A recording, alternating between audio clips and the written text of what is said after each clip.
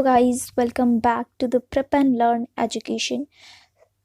आज हम बात करेंगे एनडीआरएफ के बारे में, जिसका फुल फॉर्म होता है National Disaster Response Force and it is constituted as per section 44 and 45 of Disaster Management Act 2005 and it is headed by director general, जो कि यूजुअली आईपीएस ऑफिसर होता है। And NDRF is made up of 12 battalions and each battalions consist of 1149 personals। और ये personnels कौन होते हैं, कहाँ से सेलेक्ट किए जाते हैं? तो ये होते हैं Central Reserve Police Force, that is CRPF, then Indo Tibetan Border Police, that is ITBP, Border Security Force, that is BSF, Central Industry Security Force, that is CISF, and SSB, that is Sastra Seema Bal। Now we will talk about the objectives of NDRF। तो NDRF का M होता है कि जितने भी natural disasters हैं, चाहे वो रेडियोलॉजिकल हो, बायोलॉजिकल हो, केमिकल हो या फिर न्यूक्लियर हो, हर तरह के नेचुरल डिज़ास्टर्स से फाइट करना एंड सर्च कंडक्ट करना एंड रेस्क्यू ऑपरेशन करना जब कभी भी कोई नेचुरल कैटास्ट्रॉफी हो। नाउ हम जानेंगे कि एनडीआरएफ का रोल क्या है।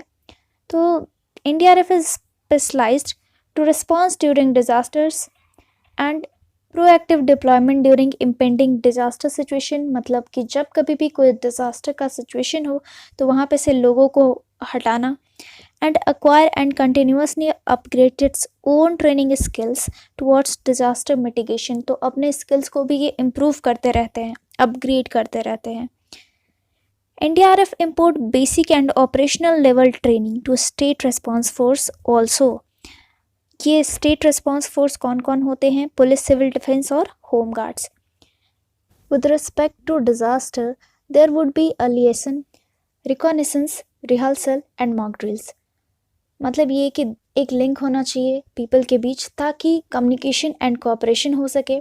एंड अगर कहीं डिज़ास्टर आने के चांसेस हैं तो उस जगह का सर्वे, पेट्रोलिंग करना, एक रिहर्सल होना and there should be a mock drill ताकि हम किसी भी डिज़ास्टर के लिए पहले से प्रिपेयर हो सके। Mock drill that means practising, मतलब कि there should be a practice to fight with disasters having different situation. Disaster could be in different forms like cyclone, fire and flood, etc. NDRF also play a significant role in community capacity building program and also organize public awareness campaign.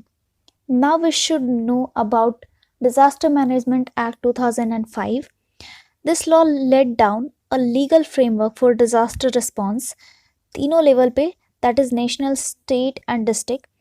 And the act paved the way for establishing disaster management authority। ये भी तीनों level पे, national, state and district. तो national level पे जो authority है उसे हम नेशनल डिजास्टर मैनेजमेंट अथॉरिटी बोलते हैं, that is NDMA।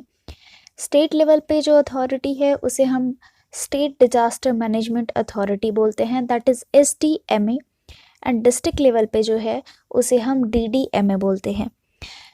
This act provided for setting up the National Disaster Response and Mitigation Funds also and the formation of NDRF। तो NDRF जो है वो इसी एक्ट के थ्रू बना, ये हमने पहले ही बात कर लिया है। The NDMA is chaired by Prime Minister। तो NDMA को चेयर कौन करता है? Prime minister. एंड NDMA एक स्टैट्यूटरी बॉडी है। स्टैट्यूटरी बॉडी किसे बोलते हैं हम? जो भी बॉडी किसी एक्ट के थ्रू बनती है। तो NDMA जो है वो डिज़ास्टर मैनेजमेंट एक्ट 2005 के थ्रू बनी है, दैट मीन्स कि NDMA एक स्टैट्यूटरी बॉडी है। Now we will talk about NDMA जो कि एपेक्स बॉडी है। NDMA के अंदर ही आता है NDRF, which is created by ministry of home affairs. और एक कमेटी बनी थी 1999 में, that is high powered committee, and national committee 2001 में, जो कि गुजरात अर्थक्वेक के बाद बनी थी। तो कोई भी बॉडी, कोई भी स्टेप हम कब उठाते हैं? जब किसी चीज़ से हमें प्रॉब्लम होती है, तब जाके उसके लिए हम कोई स्टेप उठाते हैं कि उसे ओवरकम कैसे किया जा सके। तो आपकी जानकारी के लिए मैं बता दूं कि 1999 में उड़ीसा में एक सुपर साइक्लोन आया था एंड 2001 में गुजरात में एक अर्थक्वेक आया था, जिसके बाद ये कमिटीज़ बनाई गई और ये कमिटीज़ ने रिकमेंडेशन दिया कि एनडीएमए को बनाया जाए ताकि डिज़ास्टर मैनेजमेंट प्लान का प्रिपरेशन किया जा सके एंड वो सजेस्ट कर सके कि क्या मैकेनिज़्म अप्लाई किया जा सके जो कि इफ़ेक्टिव हो मिटिगेशन पर्पस के लिए। तो एनडीएमए का फंक्शन और रिस्पॉन्सिबिलिटीज़ क्या क्या हैं? It lay down policies on disaster management and also approve plan prepared by ministry departments of central government in accordance with national plan. Also it lay down guidelines to be followed by state authorities in drawing up state plan. तो state plan अलग हो सकते हैं, क्यों?